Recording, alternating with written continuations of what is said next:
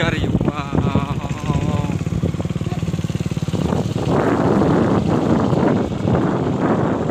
लोगोफोर नै दा जोङो साइ फोथाराव फैबाय जोङो फुटबल खेला नायनो जोलुर बादायलायनाय नै गारिफ्रा नायनो हासिगोन जों दा थांगासिनो थाबायलांनांगौसो लोगोफोर नै दा जोङो दंफैयो ISPL नायफैनो फैबाय जोङो जोलुर बादायलायनाय फाइनाल लास्ट मेट्च टिटियागुरि साइ क्लाबाव दा जोङो थांगासिनो गारिखौ हनै ओरै पार्किं खालामजोब्बाय ओरैजाय पार्किं खालामजोब्बाय गारिखौ लांहोजाया थाबायलांनांगौसो नै सिङाव हाबहैजोब्बाय जों दा थांगासिनो बिहिर कि बिहिर थाबायनो जायगा गैलायला लोगोफोर नै दिनैनि टिमा नै बिसोरनो नैबे ओमफ्राय नैबे मोनसे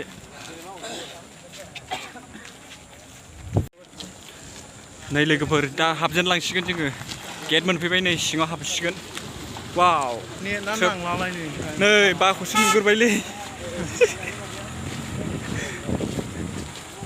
नायलांबाय थादो लोगोफोर साफा साफा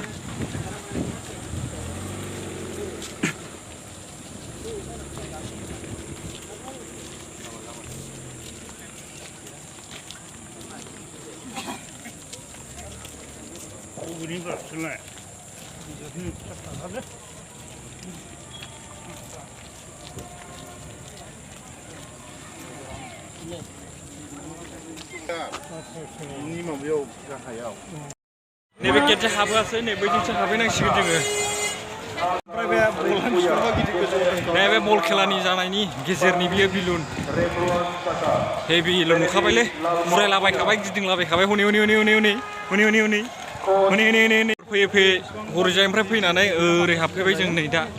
थांगासिनो वाव मानसियानो मानसि खर'सो गाज्रि जालायलांसिगोन नै गाथार जालाबायनोसो गिनांगौलै बिदियाव नै वेट टु गिलारि थेलारि मिन्थिला बेफोराव आरो नै उरायगासिनो दं नै बेयावसो जोदोंना मादों मिन्थिलाय लांला आयै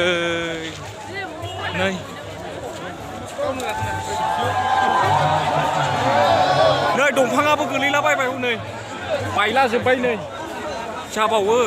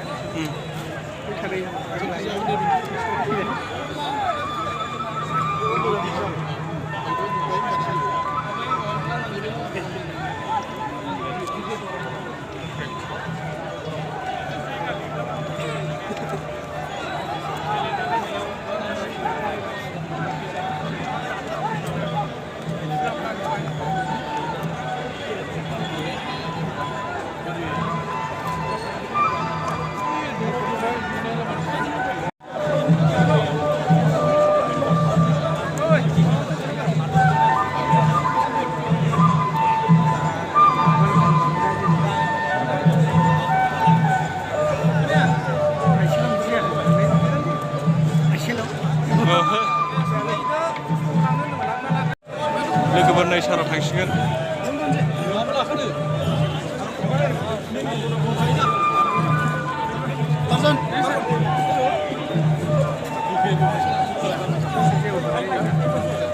फैबायना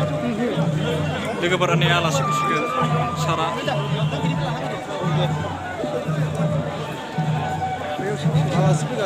आलासि फैगासिनो नेगासिनो औ औ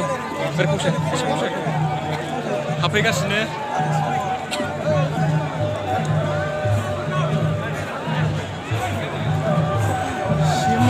औ CM फैबाय चिफ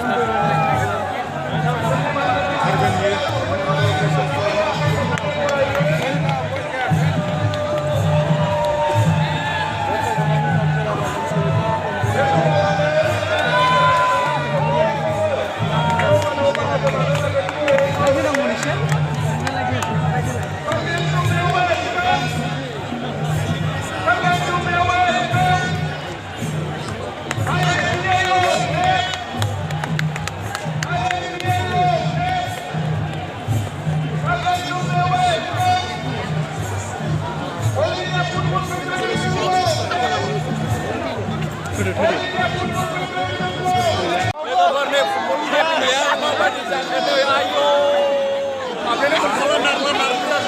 मा जाबावनांगौ जाखो आयु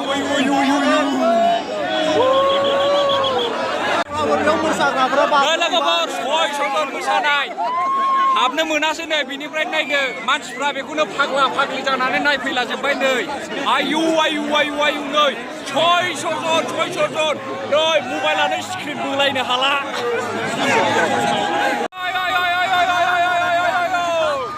सयजन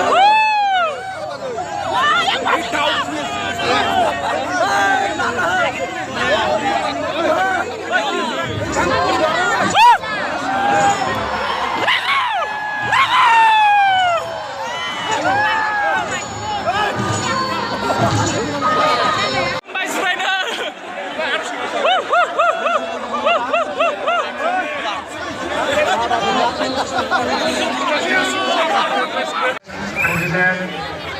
Honorable MLA, Singapore Kumar Dole, on the dignity from the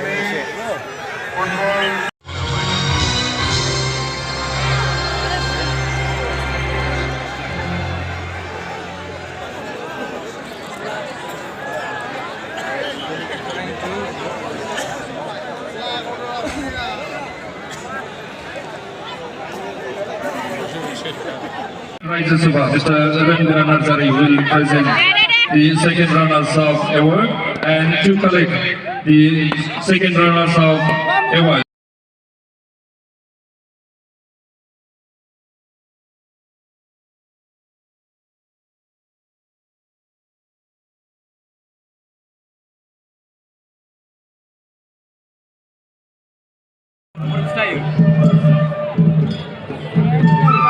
What a great moment.